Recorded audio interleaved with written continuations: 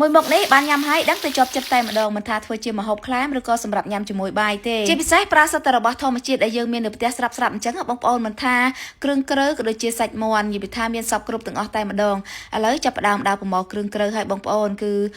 ស្លឹកគ្រៃនេះមិនថារដូវប្រាំងរដូវវស្សាដើមទាំងគុំមិនឲ្យខ្វះញ៉ាំទេបងប្អូនអើយហើយចំណែកឲ្យរមៀតវិញនិយាយថាគោះថ្ងៃមុន2 3កញ្ច្រែងឯណោះចំណែកស្លឹកក្រូចវិញមិនថាក្រូចសើចទេបងប្អូនក្រូចចង្កើមក៏យើងអាចយកស្លឹកមកធ្វើម្ហូបដែលឈ្ងុយឆ្ងាញ់បានដែរចំពោះមុខម្ហូបមួយមុខនេះប្រើរមៀតរៀងច្រើនបន្តិចដោយសារតែយើងមានច្រើនស្រាប់នៅផ្ទះអញ្ចឹងបងប្អូនហើយ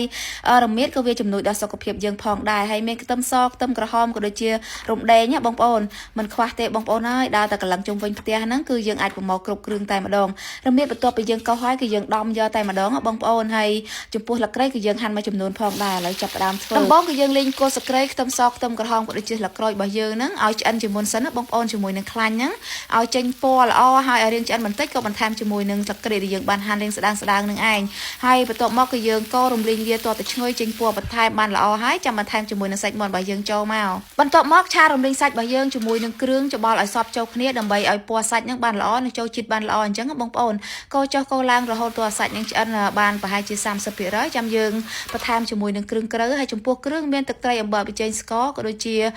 ប្រេងខ្យងឲ្យមកបងប្អូនម្សៅស៊ុបអីហ្នឹងដាក់មកល្មមបានយើងឆាត្រឡប់ចុះត្រឡប់ឡើងដើម្បីឲ្យចូលជាតិគ្នាហើយរងាស់ទុកឲ្យឆ្អិនតែម្ដងនិយាយថាឃើញហើយបងប្អូនហើយនឹកឃើញគ្លៀនបាយម្ដងទៀតហើយរាល់ថ្ងៃបងប្អូននៅទោះរវល់យ៉ាងណាក៏មិនដែលភ្លេចដែរជាមួយនឹងវីតាមីនប្រូបៃអូទិកនេះនិយាយថាជួយជំនួយដល់សុខភាពកាពះពោះវៀនជួយឲ្យមានកម្លាំងមានថាមពលឲ្យគេងលក់ស្រួលអីចឹងជាពិសេសជួយរំលាយអាហារជួយឲ្យប្រព័ន្ធខួរក្បាលរបស់យើងហ្នឹងគឺបង្កើនការចងចាំតែម្ដងបងប្អូនហើយចំពោះពុកម៉ែបងប្អូនដែលមានបញ្ហាចុករាកសៀតណែនឆ្អល់គេងអត់សូវលក់ញ៉ាំអត់សូវបានអីមកញ៉ាំជាមួយនឹងប្រូបៃអូទិកមកជួយឲ្យសុខភាពកាពះពោះវៀនរបស់យើងហ្នឹងរឹងមាំបានល្អអត់ប៉ះពាល់ដល់សុខភាពទេជាផលិតផលរបស់ប្រទេសបារាំងរបស់ក្រុមហ៊ុនចែសុខភាពសាធម្មជាតិ24ដែលបងប្អូនអាចរកទិញបានតាមតូបតាមផ្សារតាមអសតស្ថាននានាតាមម៉ាតតាមផ្សារទំនើបគ្រប់25ខេត្តក្រុងឬបងប្អូនអាចទៅអ្នកតំណងតាម page សាធម្មជាតិ24បន្ទាប់ពីយើងដាក់គ្រឿងក្រៅហើយឆាត្រឡប់ចុះត្រឡប់ឡើងរងាស់ទុកទៅមកសន្ទុះអីគឺយើងឆាវាម្ដងទៀតបងប្អូនមកឆ្អិនល្មមគឺយើងបន្ថែមម្ទេសហើយឬក៏ម្ទេសស្រស់តាមការចូលចិត្តរៀងហឹលបានឆ្ងាញ់ឆាប្រៃមួយមុខនេះបងប្អូនធ្វើជាម្ហូបខ្លែមក៏បានញ៉ាំជាមួយបាយក៏បានដែរ